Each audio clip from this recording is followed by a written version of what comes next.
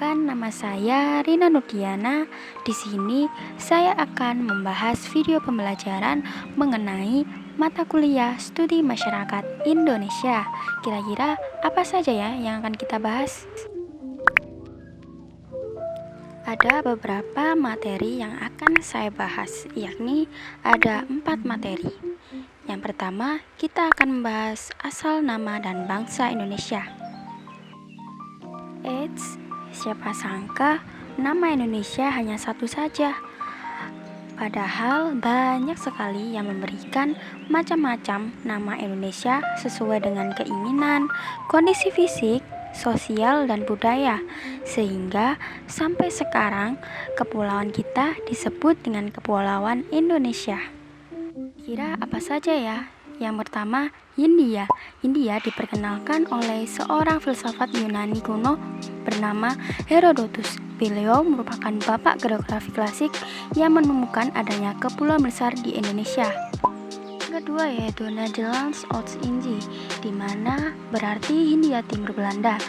Sebutan ini sering menjadi Nederlands Indie atau yang dikenal Hindia Belanda oleh penjajah Belanda di Indonesia.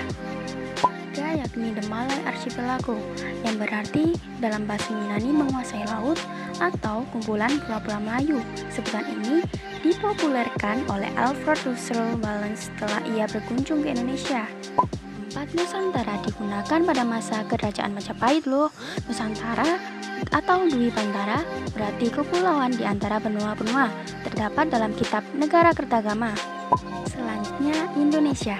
Orang yang pertama kali memberikan nama kepulauan kita Indonesia merupakan John Richardson Logan. Nama Indonesia berasal dari kata Indo dan Nesi atau Nesos dalam bahasa Yunani yang berarti Kepulauan Hindia. Ternyata ada yang ketinggalan nih, yakni Insulinde, di mana dicantumkan oleh Edward Lowes Dekker atau Multatuli, yang berarti insula bahasa Latin yakni pulau, dan Indus berarti Hindia. Jadi jika disatukan menjadi Pulau Hindia.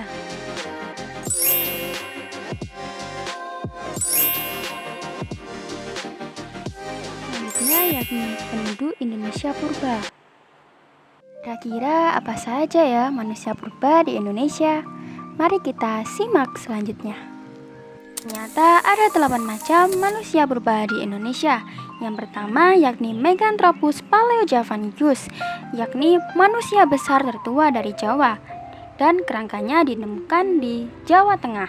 Yang kedua, Pithecanthropus mojokertensis, yakni manusia kera dari Mojokerto yang ditemukan di Jawa Timur. Yang ketiga yakni Pithecanthropus erectus, merupakan manusia kera berbadan tegak dan ditemukan di Solo, Jawa Tengah. 4 yakni Pithecanthropus soloensis, di mana merupakan manusia kera berbadan tegak dari Solo.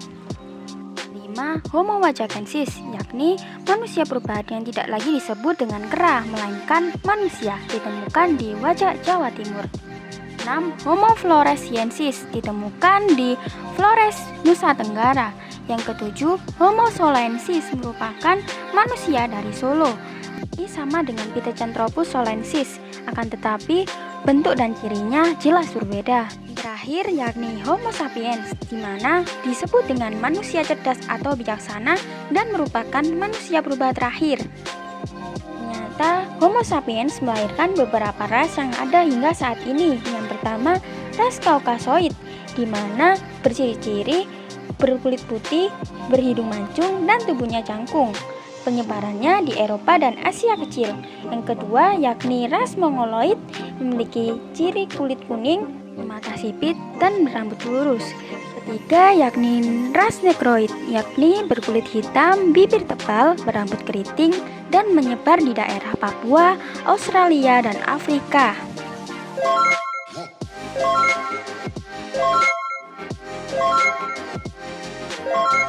Selanjutnya, materi tentang migrasi dan kebudayaan dari utara.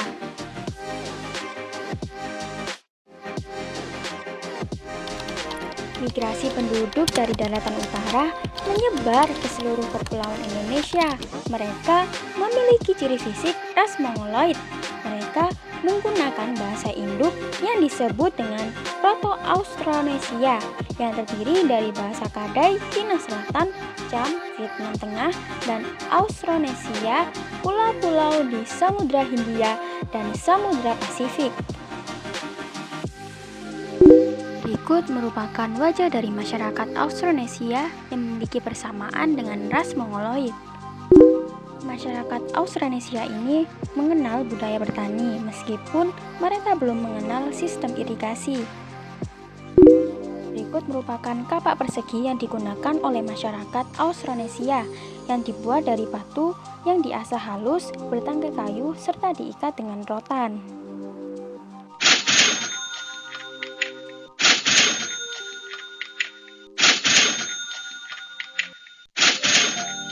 Selanjutnya, yang terakhir yaitu pengaruh kebudayaan pada awal sejarah. Ada 3 pengaruh kebudayaan. Yang pertama, pengaruh kebudayaan Hindu, 2, pengaruh kebudayaan Islam, dan yang ketiga, pengaruh kebudayaan Eropa. Beberapa pengaruhnya diantara lain: 1. Masuknya kebudayaan Hindu di Indonesia, timbul perdagangan antara kerajaan-kerajaan karena pada saat itu kerajaan kecil di Indonesia bekerja sama dengan kerajaan India. Oleh sebab itu, informasi mengenai keagamaan Hindu diterima oleh kerajaan di Indonesia. Yang kedua yaitu pengaruh Hindu sangat kuat di masyarakat keraton, yakni dilihat pada konsep susunan kenegaraan yang hierarkis dengan berbagai bagian meliputi 4-8 tingkatan yang tersusun secara piramidal simetris, di mana raja berada di puncak sebagai keturunan dewa.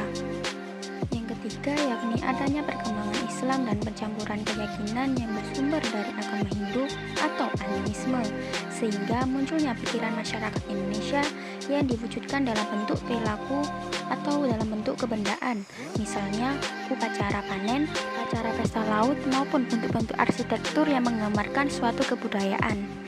Adapun di Pulau Jawa bagian tengah dan timur terdapat pengaruh Hindu dan Islam yang sangat kuat dan menjadi satu. Aliran kepercayaan ini disebut dengan aliran kejawen. Dan yang terakhir yaitu pengaruh kebudayaan Eropa yang dibawa oleh orang-orang Belanda pada hal keagamaan, yakni masuknya agama Nasrani ke Indonesia, sehingga Indonesia memiliki berbagai pemeluk agama-agama yang terdapat di seluruh dunia juga.